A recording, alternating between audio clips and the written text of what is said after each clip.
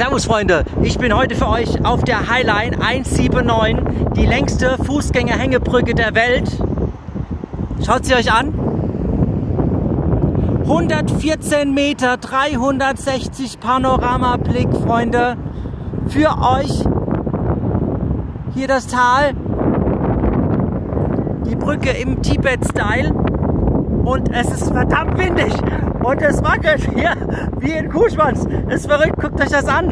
Das ist der Wahnsinn. Übrigens, die steht auch im Guinness-Buch der Rekorde, diese Brücke. Ja, ich laufe jetzt hier mal mit euch ein Stück und ihr seht schon, beim Laufen bin ich auch schon total am Schwanken, weil es eben total windig ist. Und man jeden Moment Angst hat, dass die Brücke einstürzt oder man hier von der Brücke geweht wird.